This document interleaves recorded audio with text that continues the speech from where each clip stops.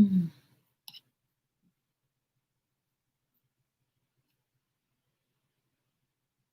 Well, happy Saturday night, everyone. I'm doing my monthly Facebook and YouTube live about mastering personal relationships. Tonight, I think I'm gonna focus more on how to master your personal relationship during pandemic, since this pandemic is not gonna end anytime soon. I think a lot of people are struggling, and couples are struggling too because of the pandemic, right? More restriction on the freedom, what they can do, and they have to stay home more often, spend more time with each other, working, all of it. So pressure is a lot higher. So yeah, so I figure I'm a Facebook Live about how to master your personal relationship, how to cultivate the relationship, make it stronger, make it pandemic proof, so you guys don't lose the connection and don't go down a funky place. Just gonna wait for more people to show up, and then we'll see what happens. Mm.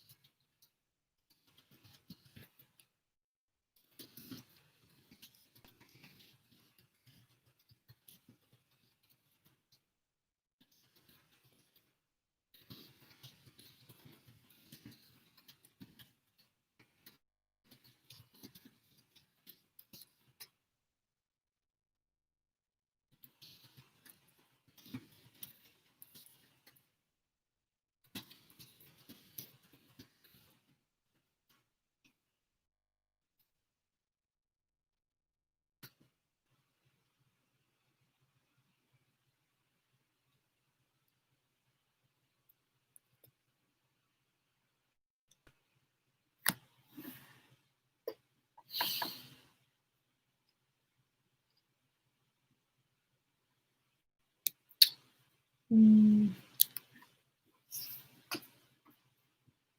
I wonder what everybody's up to for Saturday night. I'm trying to get my technology going. I think it's going pretty well right now. Let's see. I don't know. Facebook changed their setup, how they look, all of it. So it's getting a bit confusing for me. But yeah, but pandemic, it's not going anywhere. It's been going on, right? At least in Denver, Colorado. I feel like things have really gone down since March. So people being cooped at home and couples have are forced in some ways to spend more time together, either working at home or they are forced together to co-parent more at home with the kids and doing online schooling. And a lot of couples are fighting more, at least that's what I'm seeing in my practice. A lot of the couples are coming to me because they are fighting more, feel like they are losing more connection. And then for some, it's like they have to face a lot of the issues that they were able to ignore in the past because they have more ways to get out of the house, because they have more ways to escape to avoid the pink elephant in the family or in front of the couple in the relationship. So I think in some ways the pandemic, in my opinion, has done couples good. It doesn't feel good necessarily, but doesn't mean it hasn't done couples any good. Doesn't feel good in the in sense that you are cooped at home right now, you are forced to spend more time together, so you have to deal with a lot of the issues that you might not want to deal with. Hence, it doesn't feel good.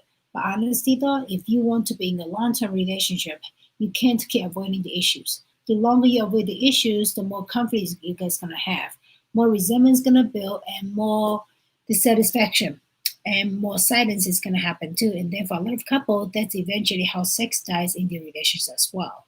So it's really important to keep in mind. Just because when things don't feel good doesn't mean it's not good, and that's why I really think about how I think about pandemic. That people are forced to deal with a lot of the issues right in their face, which doesn't feel good.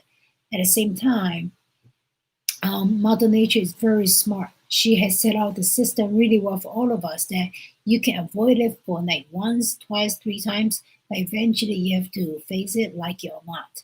And if you want to be in a long term relationship, and more importantly, if you want your long term relations to be satisfying, right, and sustainable too, at the same time, have a satisfying sex life, you have to force yourself in some ways to deal with the issue, to adjust the issue that's in the relationship. So yeah, that's how I look at the pandemic. It doesn't feel good, but it can do couples really well, really good stuff. Mm, I know a lot of couples are fighting because of sex, because of co-parenting, because of work schedule, because of rescheduling. And I also know a lot of the people are still trying to date, right? Online dating is becoming more and more popular. A lot of people are still trying to date, and it's not easy during pandemic. Virtual dating, it's definitely different from real life dating, but that piece by itself could either do more harm or do good, depends on how you use it to keep your dating life great. So that's what I have for now, and let's see what's going on my side.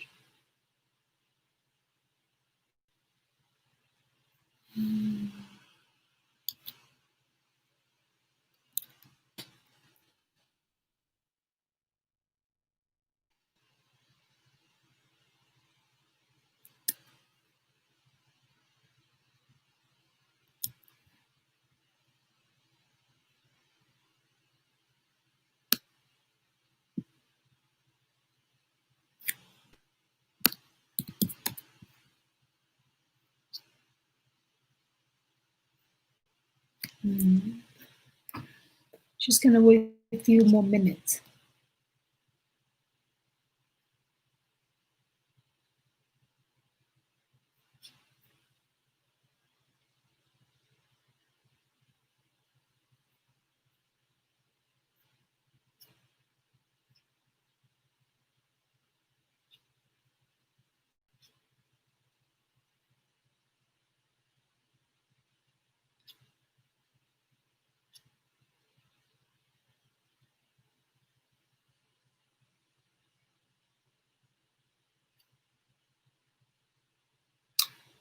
I wonder how everybody's doing with the pandemic, how you taking good care of yourself, and because that's gonna be a really important.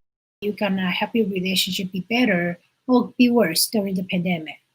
Um, this pandemic is really pushing a lot of people over their comfort zone, outside of their comfort zone, and it's really forcing a lot of people to do certain things that they might not want to do. It's actually a pretty good opportunity for all of us to, how do I put it, to use it to our advantage, right? To learn something about ourselves, to learn something about the relationship in order to get better, in order for the relations to be stronger in the long run. So let's wait 2 more minutes and then let's get started.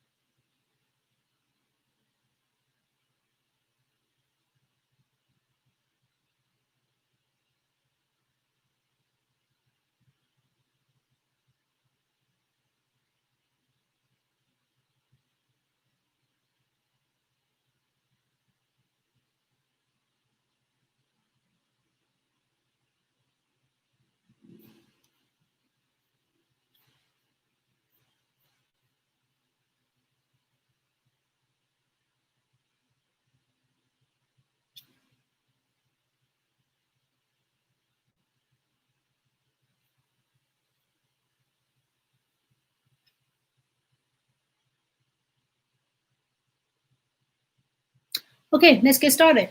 Hi, everyone. My name's YY. I'm the founder of the Relationship Center of Colorado. I'm a relationship therapist expert and relationship coach. I'm also a certified sex therapist. So, this is my monthly Facebook and YouTube live about mastering personal relationships. Tonight, I think I'm going to focus on talking about how to master your relationship during pandemic. This pandemic is not going to go anywhere. I think in Denver, Colorado, I started things really going down here around March. And then since then, my practice have been busier too, right? Having more clients coming in, even just calling me for consultations too. Call me for consultation, or calling me to really want to come in ASAP, or schedule appointments with me even for my old clients. Just discuss new strategies they could use to help their relationship. A lot of them they might have kids. So another layer they have to deal with is how do we master our relationship At the same time, how do we work together as a team to either do the household chores together, to keep the house clean, and to work together as a team because both of us still have to work. And then at the same time, how do we work together as a team to help our kids, either doing online schooling or doing the co-parenting thing in the same household when we are working, cleaning, living, pretty much almost 24/7 altogether.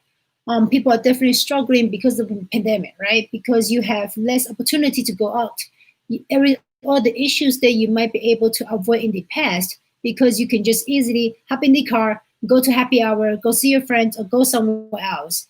I mean, when you have more physical freedom, you also have more ways of avoiding the issues in the relationship. Right now, because of the limitation of the physical space, couples are forced to stay at home, which means they are forced to deal with the issues that they've been trying to avoid for however long they've been doing in their relationship. I would say most couples start having issues or they start noticing there's some issues at least 6 months, I would say for some couples earlier into their relationship.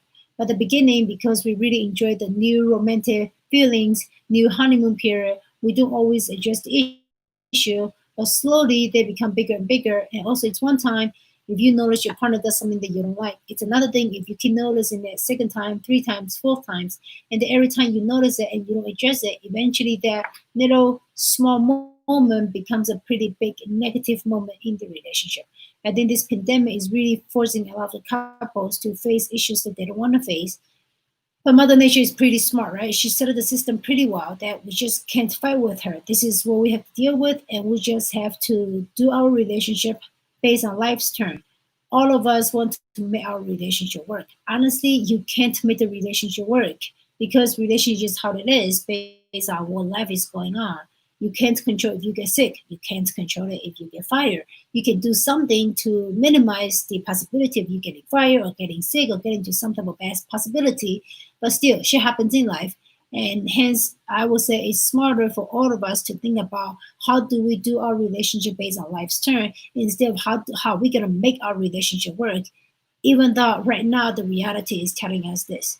And I think that really applied to this pandemic, right? How are we going to cultivate our relationship based on the situation that we're in right now, which is pandemic? So how do we co-parent? How do we work together as a team to get our house clean? How do we still keep the respect between each other? How do we still respect each other's boundary, each other's work schedule? And sometimes about how do we work collaboratively?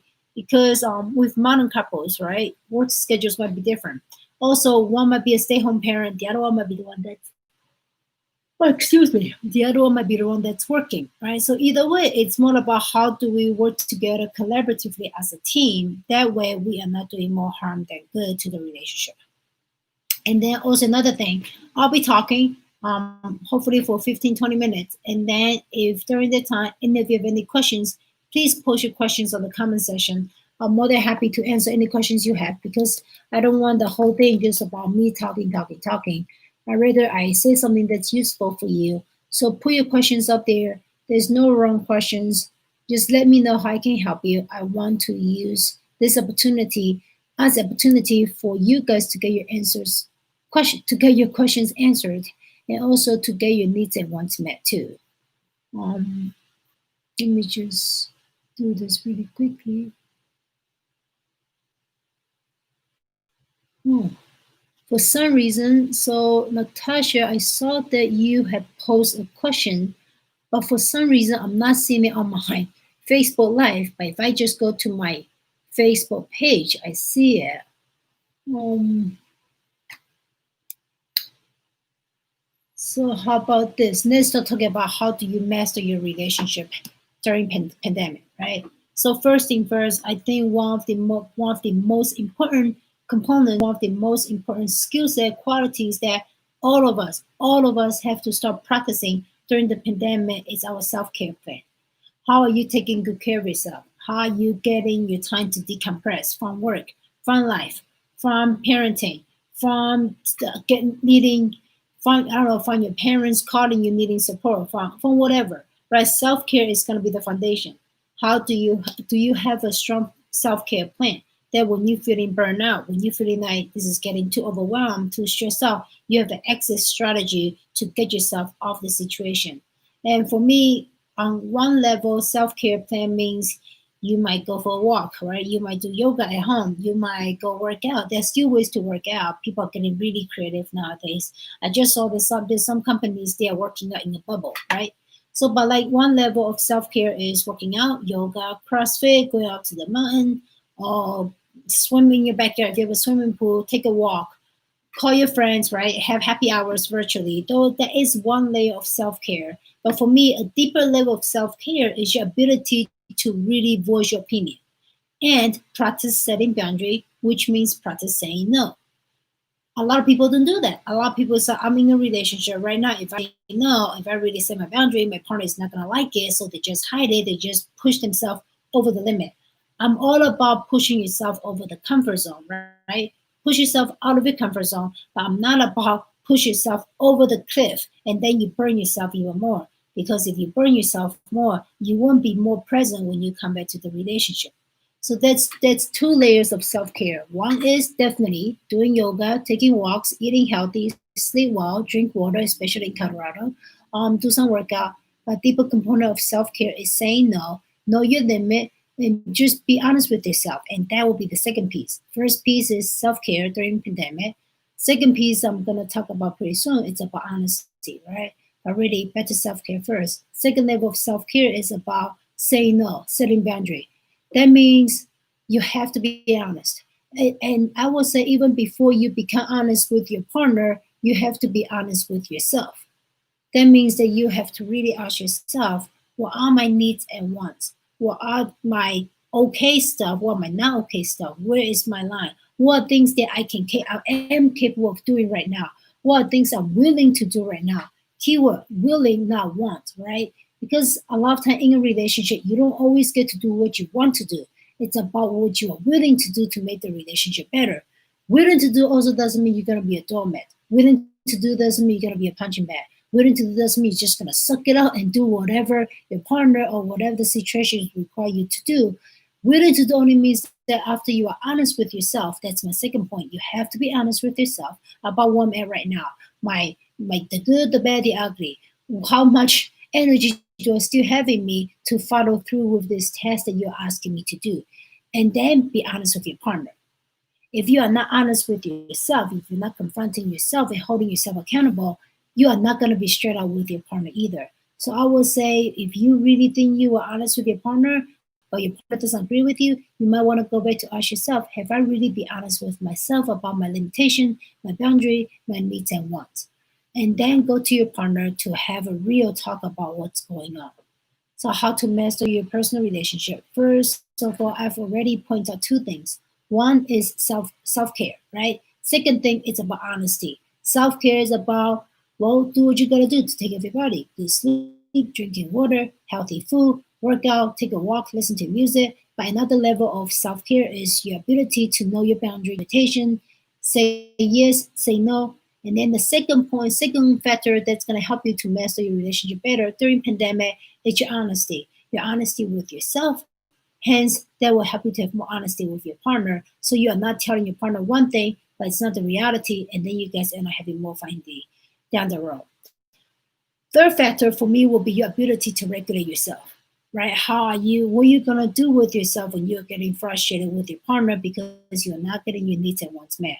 What are you gonna do with yourself when you didn't hear things that you want to hear from your partner that doesn't make you feel secure, that doesn't make you feel happy, that doesn't make you feel safe, right? And then also, so it really comes down to self-regulation, emotional regulation skill. How do you regulate yourself when you don't get what you want? And also, how do you regulate yourself when you and your partner have to have a talk about things that you guys don't want to talk about? The more any couples avoid the issues in their relationship, the longer the pink elephant is going to be in the relationship, the bigger the pink elephant and the pinker the pink elephant is going to be. And also more resentment, more silence is going to build up. And then that means sex will be out the window eventually. And then people will be in a really ugly place there. People become more hopeless and they don't want to do as much work. Um, why am I not seeing Natasha? I saw that you post more questions. Okay, here. Okay, I think I'm seeing some more of your questions. Now I'm seeing it. All right. So I mentioned three factors already. Self care, honesty with yourself, and then self-regulation. Those are the three factors. And then the fourth factor, I will say, what is your ability when it comes to working collaboratively with your partner? Working collaboratively with your partner means that you have to do what's in your partner's best interest. You're not working with them to try to listen to what they're saying and then use what they're saying against them, or use what they're saying to manipulate the situation to get what you want. Because I can guarantee you, when you do that, when there's no pandemic going on, it's gonna backfire on you. And then when you do it during the pandemic, it's gonna backfire on you even more. Especially because during the pandemic, people want things to be smoother. They want their partner to be more trustworthy, so they can ride this wave all together. So the fourth component, right? How much are you willing to work in collaboration with your partner? Working in collaboration with your partner, it's a unilateral process, which means that it only takes one person in the relationship to do what's right for the relationship, to do what the relationship is requiring at least one of them to do in order for the relations to move forward. And oftentimes, doing the right thing, your partner might not like it. You might not like it either. And the most common reason is because it doesn't feel good. So I can think of an example, right? So for my couples, they've been like both professionals working from home for quite a while, right? Um, One of them might be more responsible for doing, I don't know, cleaning the house on the weekends, and the other one doing it next weekend, whatever the setup was. But because of pandemic, they are under a lot of pressure. Now, working in collaboration means that the partner that doesn't usually do the chores or clean up the house on the weekend, maybe they will take over because they see how stressed out their partner is. Because doing that, it's in their partner's best interest, even though they might put in more effort, right, to clean the house. That means they might lose more time to do what they would like to do. But if you do want to be with someone, you want them to be with you.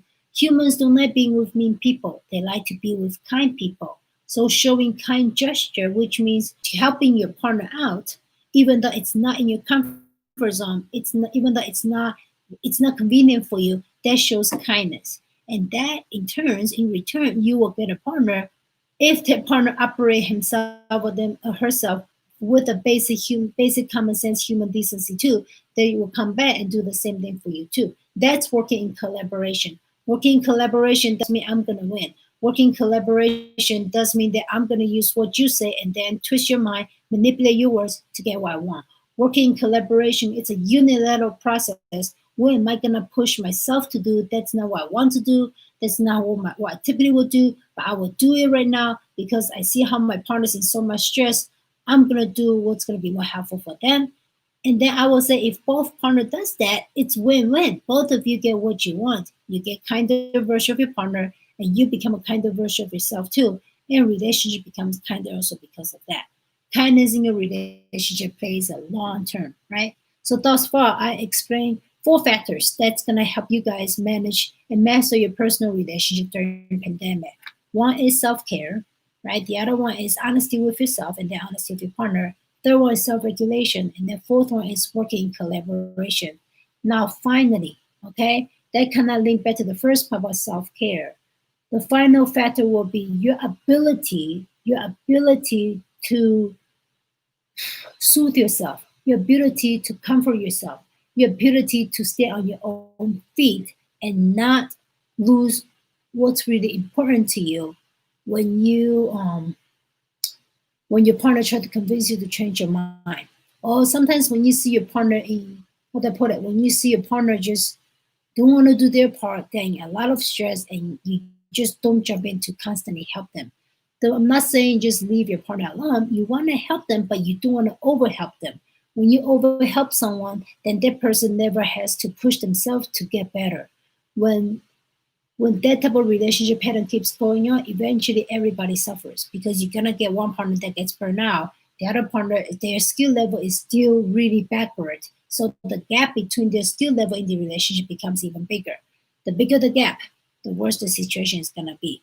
So those are all of my points about how to master your relationship during pandemic.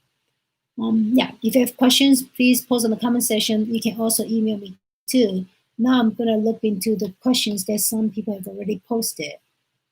Let's see. I think Natasha's first question is, she just started dating. How do you suggest I move forward safely in this pandemic time? I think this is going to possibly allow the relations to move forward slower but deeper. A serious commitment or going exclusive may happen quicker. What are your thoughts? So Natasha, I need some clarification. When you say how do I suggest you to move forward safely in this pandemic time? When you say safely, what do you mean by that? Yeah, what do you mean by moving safely? Um, I'm just gonna so yeah. Until you tell me what do you mean by safely, I'm just gonna go along with my understanding of what you are trying to say. How to move safely in this relationship during pandemic time, right? I'm gonna assume when you say safety, you mean well, there's the pandemic situation, so there's the physical safety, but also because there's a pandemic, you guys can't really see each other as often, having as much social outings. So how do you want to make sure that you are actually still getting to know each other and the emotional safety piece? That's how I take it. So of course, so if I'm wrong, please post on the comment section so I better understand what you meant by safely. The safety piece, safely, how to move forward safely in this pandemic time, right? So explain it to me. If I'm wrong, correct me, and then I can give another answer. Now back to how I interpret safely. So physical safety is pretty self-explanatory, right? You do want to have social distancing, wear your mask, wash your hands, and make sure you do a thorough cleanup when you get home so you don't pass it to anyone else, and then you just want to keep yourself safe too.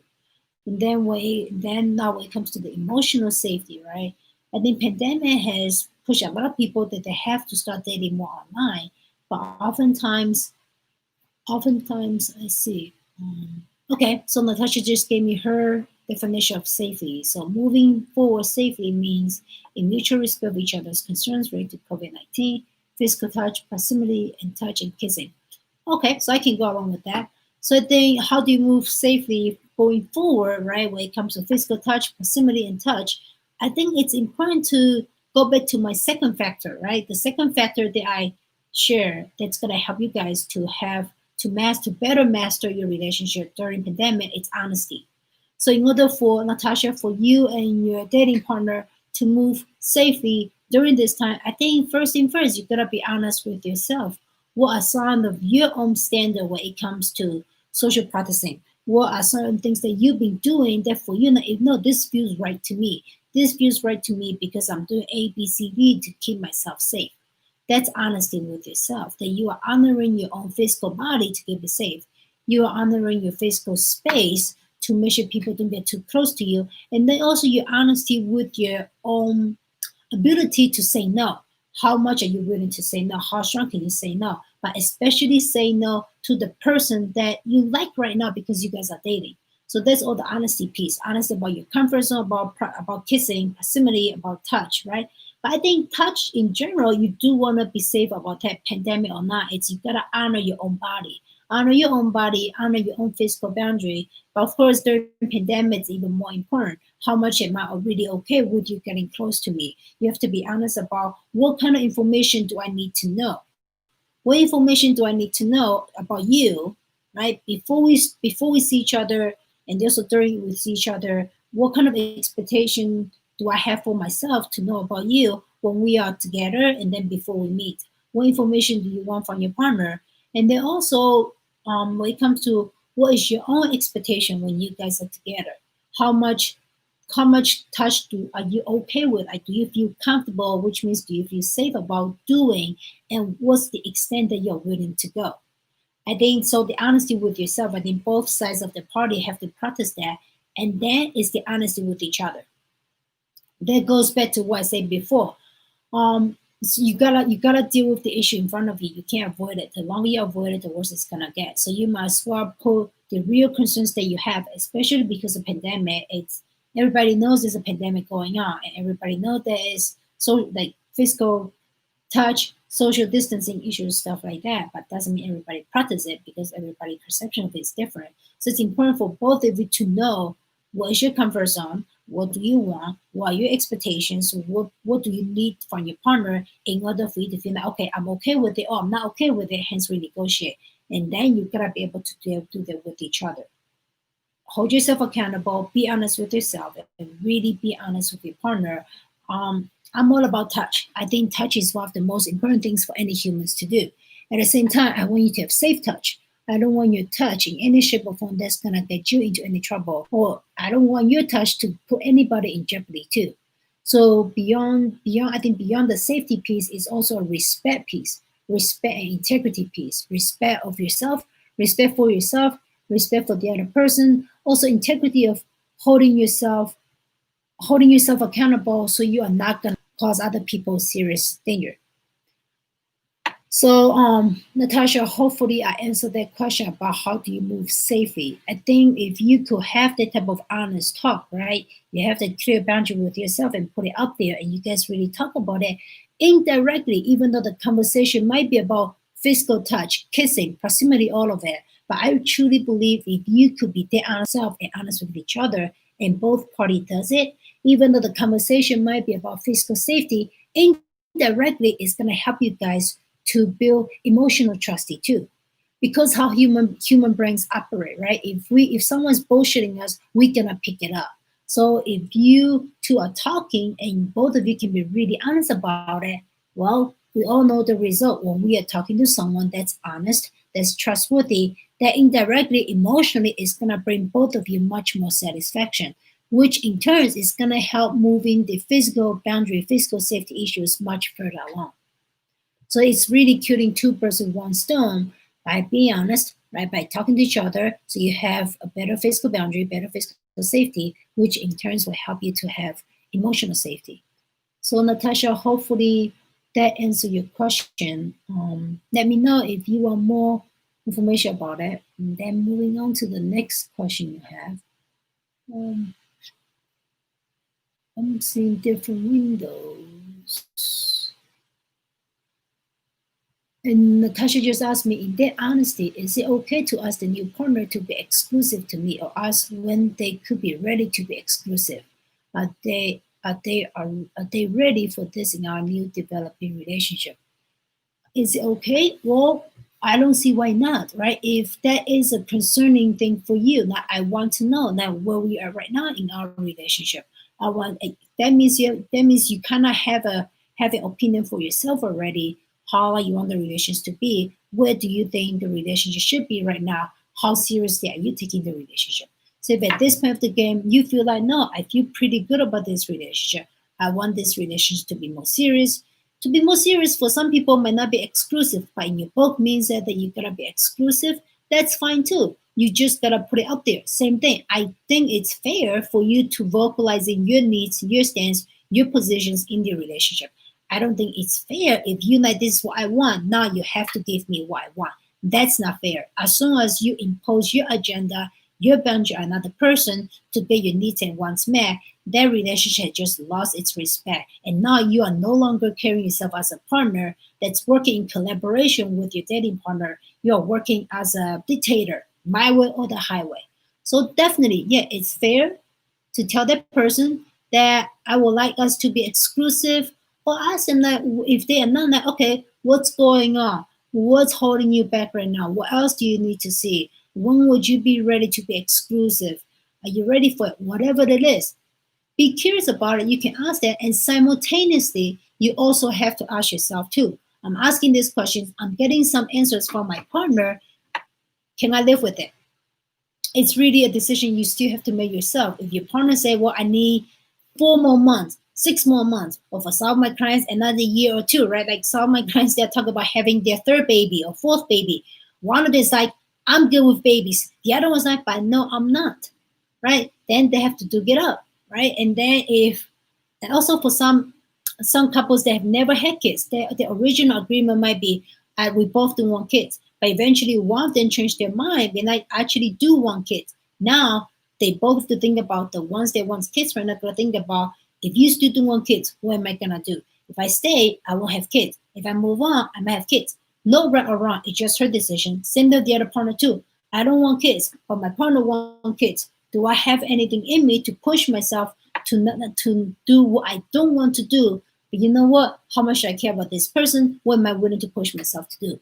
So that's the second layer you have to think about. If you do honestly tell your partner, hey, I want us to be exclusive during pandemic, it'll be safer for me, I'll feel more comfortable, plus I really like you, but your partner is not ready, then what's the next step that you are going to do by yourself? That's why I said before, a lot of the things that you have to do in the relationship is unilateral, hence the collaboration piece. More often than not, you want your relationship to be better, stronger.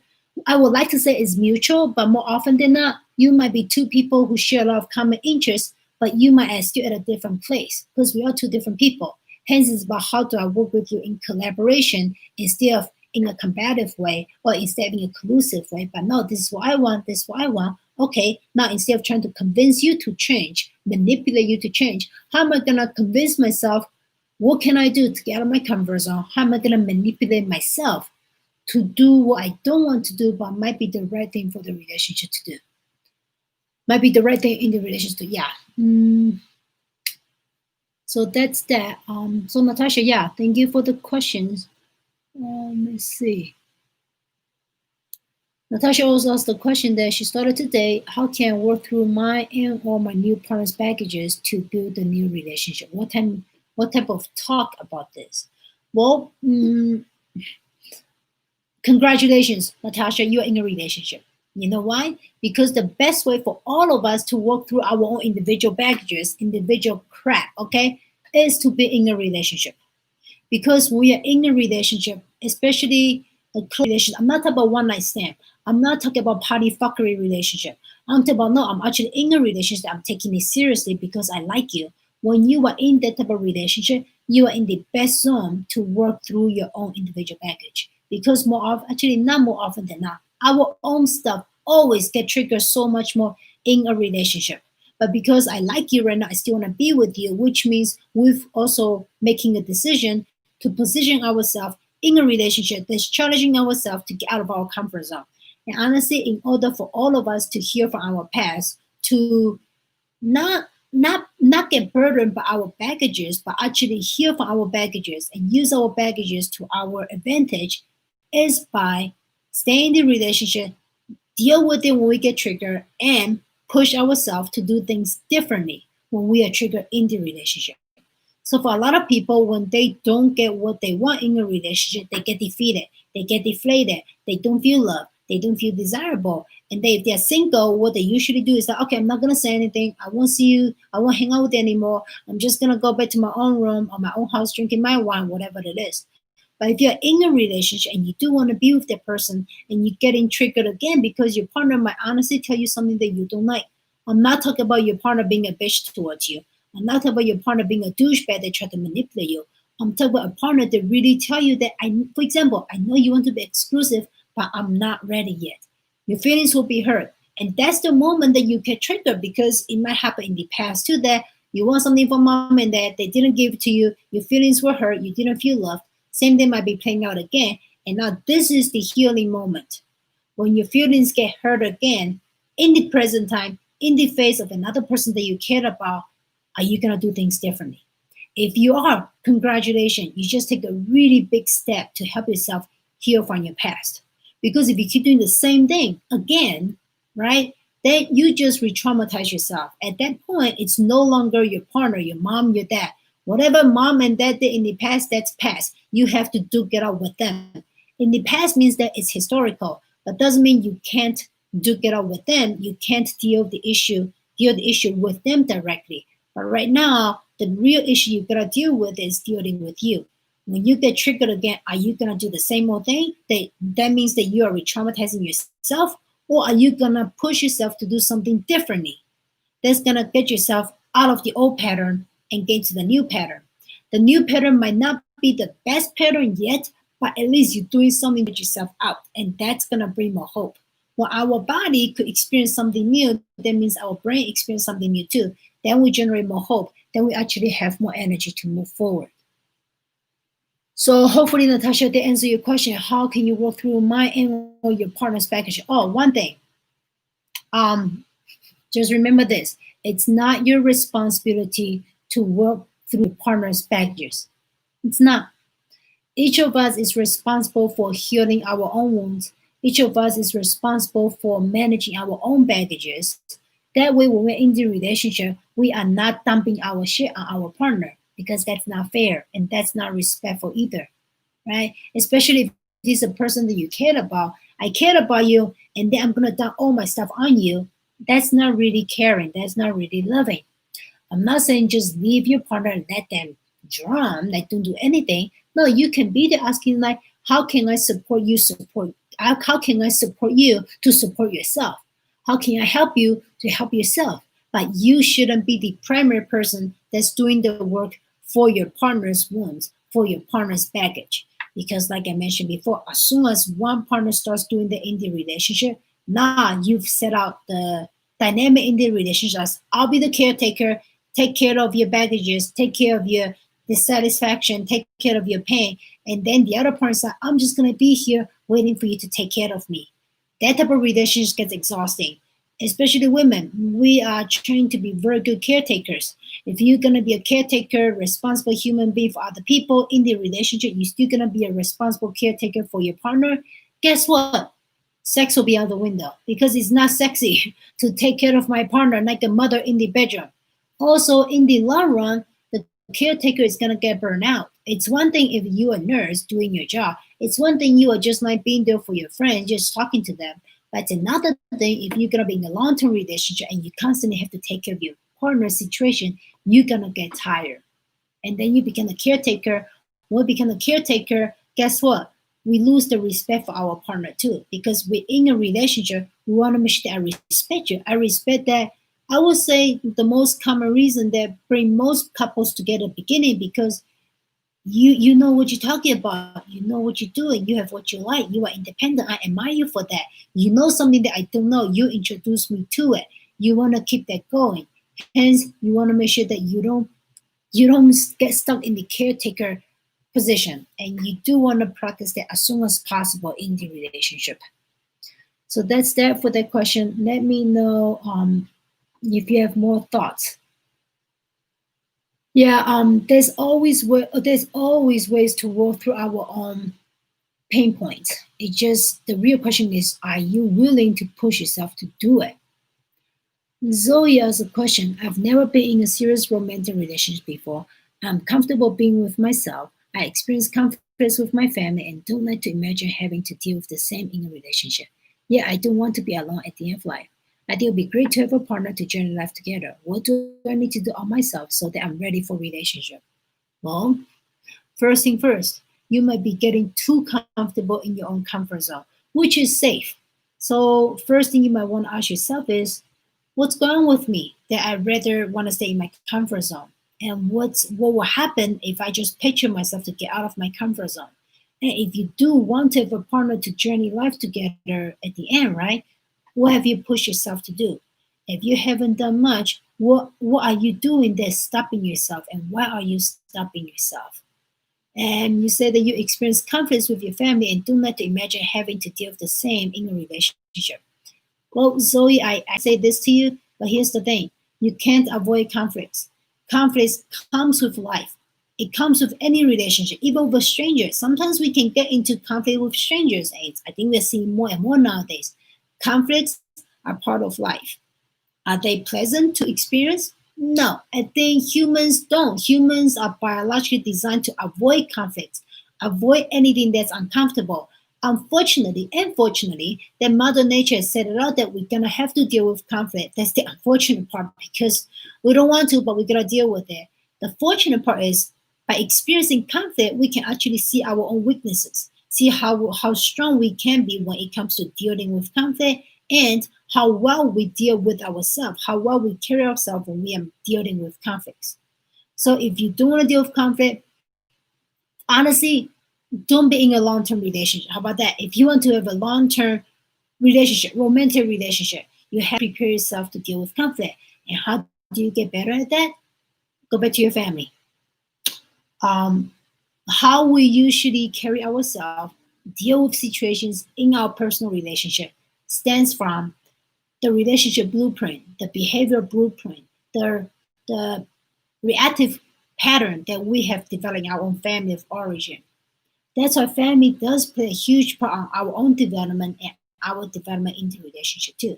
So to help yourself to get better in dealing with conflict in a relationship, when you are next time when you are spending time with your family, if they are having an argument, if what you usually do is you just leave the room and not deal with it, I would suggest you to maybe stay there, just see how much longer you can push yourself out of how long you usually could stay there. And then, of course, if your family directly have conflict with you, you want to pay attention to how do you usually deal with it. When you're having conflict with them, they say something that's, I don't know, embarrassing, they say something that's hurtful. Do you just take it or do you just yell back at them? How did you deal with it? Either way, it's about how do I use this opportunity to see myself more closely. When they are talking down to me, when they are not respecting me, how do I carry myself and let them know, don't fuck with me, even though you're my family. You're my family, and I would like to treat you as a family. But if you cross my line, I don't have to get evil. I don't have to get feisty. I just need to carry myself in a respectful manner because I want to respect myself and I'm gonna deal with you as how you are dealing with me. That's how you build your conflict resolution skill is you build your skill set from the place that you fell off, right? Because your family, you don't want to deal with it and let you get better, you go back deal with your family. Um, So how what do I need to work on myself so that I'm ready for a relationship? Ready? Start asking yourself what's stopping you from getting out of your comfort zone? And you got honestly like I how I answer Natasha's question that if you are in a relationship, congratulations, because being in a relationship is the best way to help yourself get better, to heal yourself from the past trauma, past wounds, past painful experience. So, what do you need to work on yourself so that you are ready for a relationship? You won't be ready for a relationship, and you won't be more ready for a relationship until you are in a relationship and deal with what you don't want to deal with. Honestly, I often encourage people don't look at relationships as a way to be happy, like to have a rosy, pinky, happily ever after life forever. That's Disney. We don't live in Disney. That's Hollywood. We don't live in Hollywood movies. Okay, we live in real life. There's pain, there's suffering, but the joy too. But no pain, no growth. No growth, no joy. That's just how it works. So you want to get better in a relationship, you want yourself to get better, you want to work on yourself so you're ready for a relationship, get yourself in a relationship. Start dating. Start going out there. If I don't know where you live, right? Certain locations have better has it's safer for people to go out, but you get yourself up there. Really look at relationships as a way to grow up. I guess that's another way to put it. Look at being in a relationship as an opportunity that you've chosen for yourself to grow up. Look at being in a relationship as a window to get a better look at yourself. How am I carrying myself? Because a lot of us, we can be, you know what, much more content when we are just me, right? Me, myself, and I can do whatever I want to do. But here's the thing though, what about when you're with another person? Can you still be as assertive if you're by yourself? Can you still be as kind as if you're by yourself? Can you still be, I don't know, as real, right? While I'm by myself, I like to drink, I don't know, I like to eat barbecue, really just go down and dirty, right? Just bite into it. Can I still do that? Can I still be myself while I'm with the person that I care about? Because your ability to hold on to yourself, to be who you are, find the best in you. I'm not suggesting you be who you are, just this is me, just take it or leave it. Yeah, that's ugly. That's nasty. That type of entitlement never helps relationships be better. It's quite disgusting, honestly. But it's about how can I be me, the best version of myself, right? I can be that while I'm single, and I can still be that while I'm someone that I care about. Even I know if I do that, you're not gonna like it. When you can do that consistently, and that's something you might want to practice with your family too. I think a lot of us can be much more assertive with people that are not our family members. We've heard people saying this. I've heard people say this to me all the time. I feel I'm so intelligent, so competent, so confident when I'm not with my family. But as soon as with my family, I feel like what happened? I'm like a 5 year old. Lady, I have a lot of honestly, lady, I have a lot of women clients. All of them are like successful, beautiful, confident women at work. Hence, professionally, they're really successful. But as long as they're in their personal relationship, I'm like, did your IQ just go from 135 to 85? What just happened there? That's the key. Your ability to carry yourself, how strongly you could hold on to who you are consistently with my family, not with my family, by myself, with my partner. Your ability to carry yourself consistently, that's going to tell you if you've actually grow up, if you've actually pushed yourself out of what you typically like to do, but how to push yourself out of what you usually do in order to get to the next level. And relationship needs that too. Relationship, if we don't push ourselves to constantly being critical, like here's the, being critical with ourselves. I'm not about critical as that I'm horrible, but be critical honestly with our behavior. How I talk to my partner right now, how I carry myself right now, is that really the version of myself that I want to be? Is it really gonna help me get the relations that we want? Humans, we all know the basic common sense, human decency, moral code. You don't lie, you don't manipulate, you're being a good person. We all know that, but how many of us actually carry that? We don't. So you're gonna see yourself much more clearly in the relationship. Um, you're welcome, Natasha. Yeah, we have to be honest with ourselves. We humans don't do that enough. A lot of people will tell me, I don't know what I want. And then the more I listen to them, I'm like, it's not that you don't know what you want. You know what you want, but you don't have the courage to be honest with yourself that I want this, I really want it. And then you don't have the courage to hold on to it. Because sometimes hold on to what we want, we might lose something else that we want. Could be a person, could be a test, could be whatever. Here's the thing. In life, you are not gonna get everything you want. You're gonna get something, you're gonna lose something. When you try to spend your time trying to juggle everything to come up with the perfect plan to get everything you want, good luck with that. Good luck. You're not gonna be able to find it. Mother Nature doesn't work it that way. It's like I want hamburger, but I also want barbecue. Well, you won't be able to eat them both at the same time unless you have a gigantic mouth. But you can have a bite of your hamburger, which means that time you lost a bite of the barbecue. You can take a bite of the barbecue, but also means you lose a bite of hamburger. You got what I meant. That's just how it is. So you have to be honest with yourself and be willing to let go of certain things that you want. And sometimes both things might be important, but it's honestly like you want to keep both, and you're gonna end up losing everything. Um, yeah, I think we are all stronger than we give ourselves credit for, right? Give yourself credit. We all have the courage in all of us. Like Zoe, even for you, true, you've never been in a serious romantic relationship, but you are working, right? Because you mentioned it seems a lot of work too. You are working. Well, you gotta take your first step to go out there. I don't know, even to send out your resume. Once again, I don't know where you live, but like to find a job here, you have to have the courage to really put it for some kind of like just putting the resume together and to see, oh, I don't have that much experience, and then they have to come up with other plans. They have to see their own weaknesses, and they also have to own their strength to put on the resume and then send out the resume. We are always doing something, okay? That's really getting ourselves up there. Eventually, we do get to a plateau, and when we get to a plateau, we become complacent, and then that's when humans become dissatisfied. And then we're in a relationship and we don't manage it well, we take it on our partner too. So I don't think any of us is lacking courage. Because even for all of us, right, there are times that we don't want to deal with conflict. We still do something, either passively or passive aggressively or aggressively, whatever way you've been doing it to get what we want. That's courage. Knowing that mom and dad don't like it when I'm home late, I'm still gonna do it. And then when I come home, I'm gonna make that a lie. Is that the best way to deal with the situation? No. But it's a situation that tells me that you do have the courage to rock the boat, even though you know your mom and dad are not gonna like it. We are not lacking courage. We are lacking the courage to own our courage, and we are lacking the courage to push ourselves to do what's right in the utmost respectful way with the most integrity.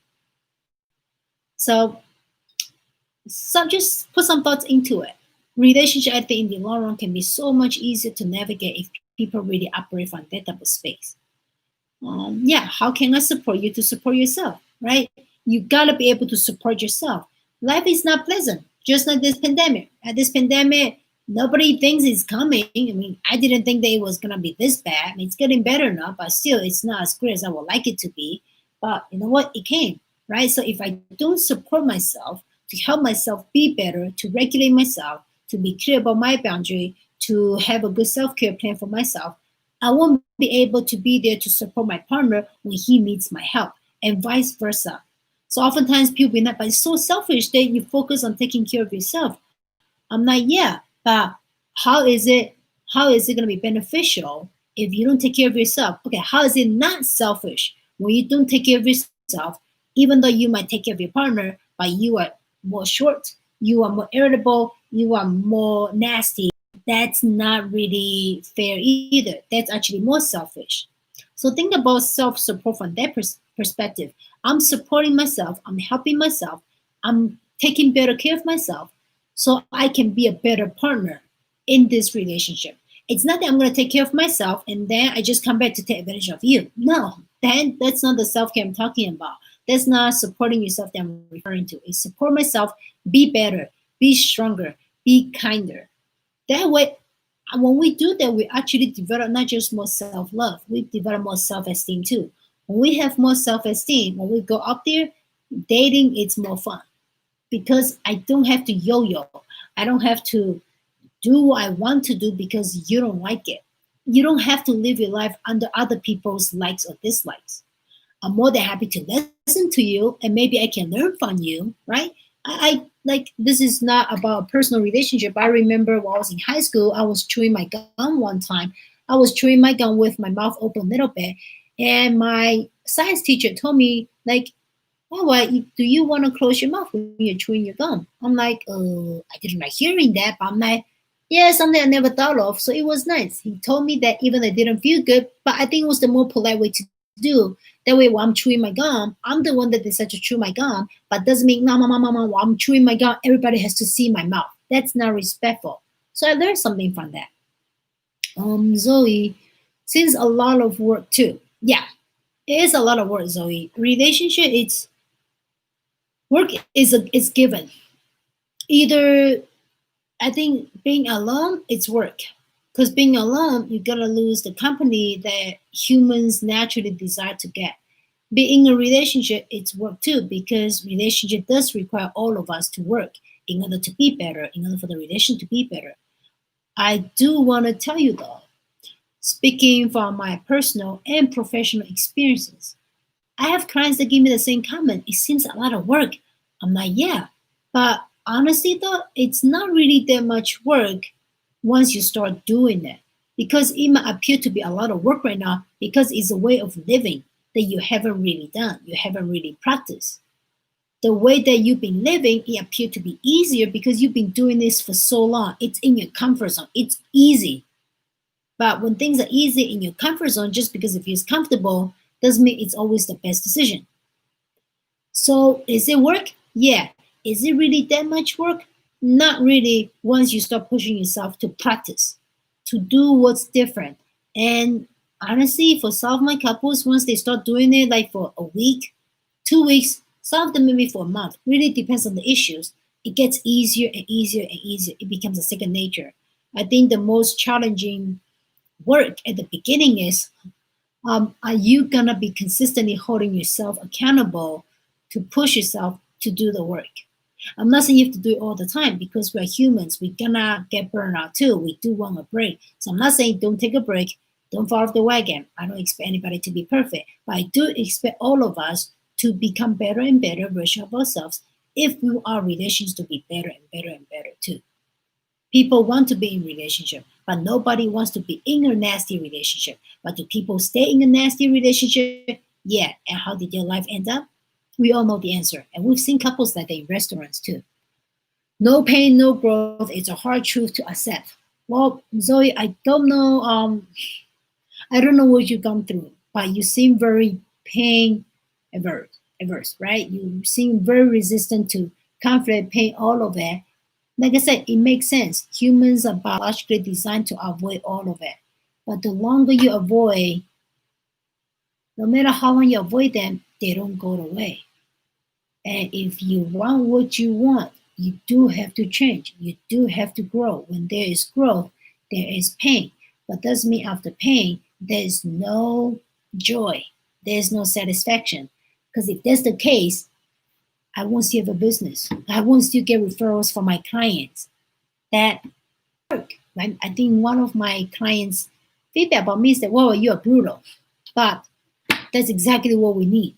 It's brutal, but they got it and they do the work and then they get so much more satisfaction out of it.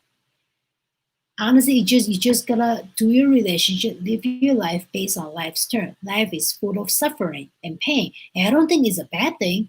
It doesn't feel good, but without pain, we won't really know what's okay, what's not okay. Without pain, we won't really know what's comfortable, what's not comfortable, what's okay with me, what's not okay with me, where's my limitation out of it. Without pain, we won't know what's danger, what's not danger.